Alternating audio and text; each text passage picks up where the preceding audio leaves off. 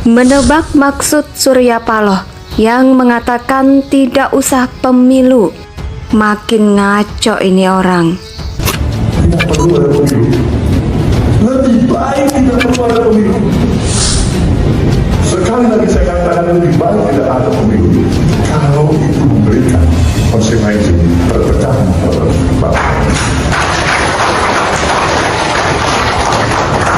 Kalau ini diterusin, bisa-bisa Nasdem nanti nyungsep. Ini kan pernyataan yang konyol, ya kan? Sebetulnya pernyataan ini ada benarnya, nggak murni salah. Tapi menjadi salah karena apa? Karena yang mengucapkan adalah Surya Paloh. Kita tahu sendiri, masyarakat kita sekarang nggak bodoh-bodoh banget. Semua pada cerdas melihat situasi. Jadi, pernyataan Surya Paloh ini sangat tendensius. Nasdem tidak usah ikut pemilu. As simple as that, kalau takut perpecahan. Jadi ini kan paradoks, kondisio sine qua non. Kenapa kemudian pemilu itu diadakan? Karena pemilu itu adalah sarana yang paling sah dan konstitusional untuk memilih calon pemimpin. Sah dan konstitusional untuk namanya pergiliran atau pergantian kekuasaan. Jadi yang namanya kekuasaan itu harus dicek ulang 5 tahun sekali dalam konteks Indonesia untuk mengetahui apakah rezim, apakah seorang anggota DPR, apakah presiden incumbent masih dikehendaki rakyat atau tidak. Indonesia sejak dulu kala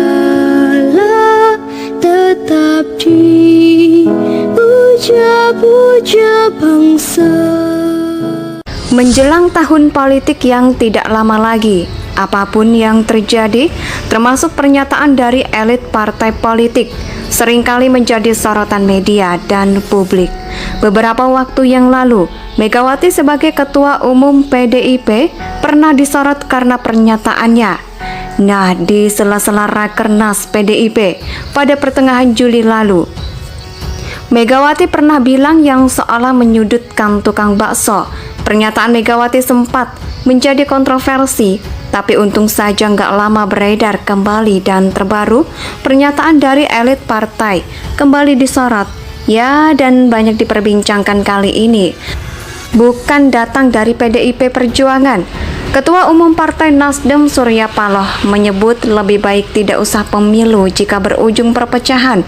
Nasdem sudah buka suara dan menjelaskan pernyataan Surya Paloh bukanlah ide untuk meniadakan kemungkinan mungkin takut pernyataan ketua umum mereka bahwa jadi polemik yang berakibat negatif bagi partainya.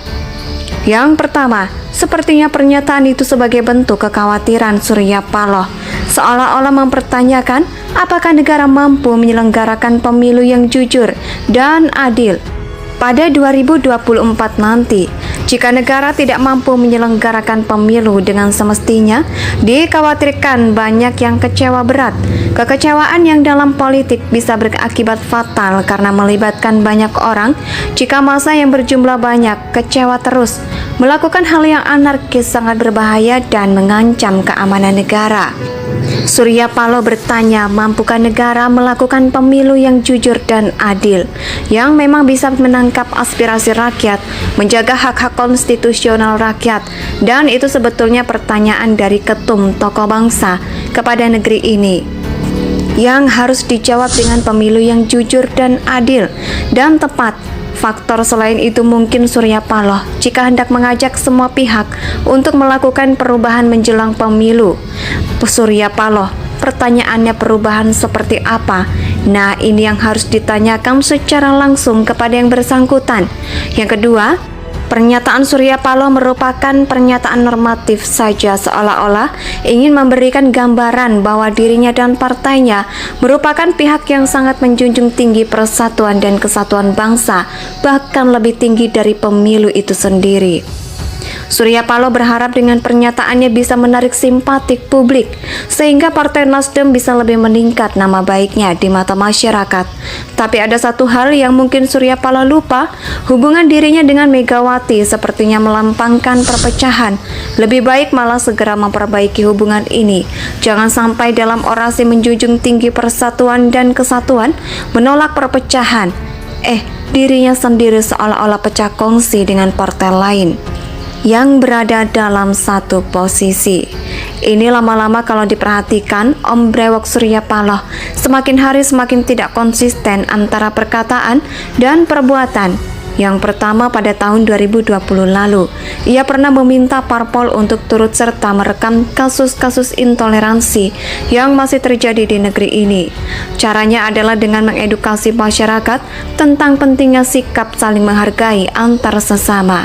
Nah, inilah tugas parpol ya, tugas kita sebagai parpol untuk tetap mengedukasi publik, kalau itu sih partai politik khususnya, melupakan betapa pentingnya sebuah program mengedukasi publik. Ya, saya pikir sayang sekali, kata Surya Paloh. Kalau itu dengan nada sedikit meyakinkan, sedikit kurang lebih karena ya salah satu pemahaman dan hal lainnya, dan inilah tugas kita untuk tetap mengedukasi publik. Lanjut Surya Paloh lagi.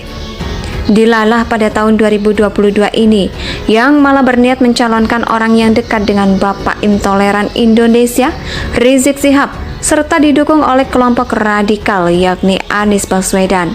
Luar biasa memang bagaimana hubungan Anies dengan kelompok intoleran di negeri plus 62 ini. Dekat banget. Ia bisa terpilih menjadi gubernur kalau itu karena tidak lepas dari kelompok kadrun ini yang memainkan isu SARA di mana-mana. Sekarang pun kelompok analisman ini menjadi simpatisannya. Menjelang tahun politik yang tidak lama lagi, apapun yang terjadi, termasuk pernyataan dari elit partai politik, seringkali menjadi sorotan media dan publik. Beberapa waktu yang lalu, Megawati sebagai Ketua Umum PDIP pernah disorot karena pernyataannya. Nah, di sela-sela Rakernas PDIP pada pertengahan Juli lalu, Megawati pernah bilang yang seolah menyudutkan tukang bakso. Pernyataan Megawati sempat menjadi kontroversi, tapi untung saja nggak lama beredar kembali, dan terbaru pernyataan dari elit partai kembali disorot. Ya, dan banyak diperbincangkan kali ini bukan datang dari PDIP Perjuangan. Ketua Umum Partai Nasdem Surya Paloh menyebut lebih baik tidak usah pemilu jika berujung perpecahan. Nasdem sudah buka suara dan menjelaskan pernyataan Surya Paloh bukanlah ide untuk meniadakan kemungkinan mungkin takut pernyataan ketua umum mereka bawa jadi polemik yang berakibat negatif bagi partainya. Yang pertama, sepertinya pernyataan itu sebagai bentuk kekhawatiran Surya Paloh, seolah-olah mempertanyakan apakah negara mampu menyelenggarakan pemilu yang jujur dan adil pada 2024 nanti. Jika negara tidak mampu menyelenggarakan pemilu dengan semestinya, dikhawatirkan banyak yang kecewa berat. Kekecewaan yang dalam politik bisa berakibat fatal karena melibatkan banyak orang. Jika massa yang berjumlah banyak kecewa terus, melakukan hal yang anarkis sangat berbahaya dan mengancam keamanan negara.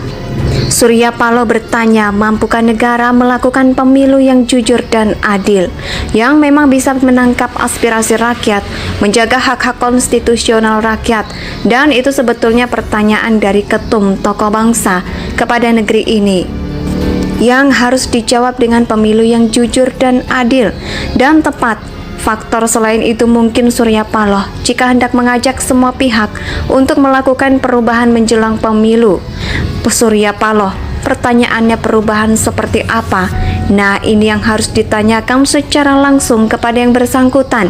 Yang kedua, pernyataan Surya Paloh merupakan pernyataan normatif saja, seolah-olah ingin memberikan gambaran bahwa dirinya dan partainya merupakan pihak yang sangat menjunjung tinggi persatuan dan kesatuan bangsa, bahkan lebih tinggi dari pemilu itu sendiri. Surya Paloh berharap dengan pernyataannya bisa menarik simpatik publik, sehingga Partai Nasdem bisa lebih meningkat nama baiknya di mata masyarakat. Tapi ada satu hal yang mungkin Surya Paloh lupa, hubungan dirinya dengan Megawati sepertinya melampangkan perpecahan. Lebih baik malah segera memperbaiki hubungan ini. Jangan sampai dalam orasi menjunjung tinggi persatuan dan kesatuan, menolak perpecahan. Dirinya sendiri seolah-olah pecah kongsi dengan partai. Indonesia tanah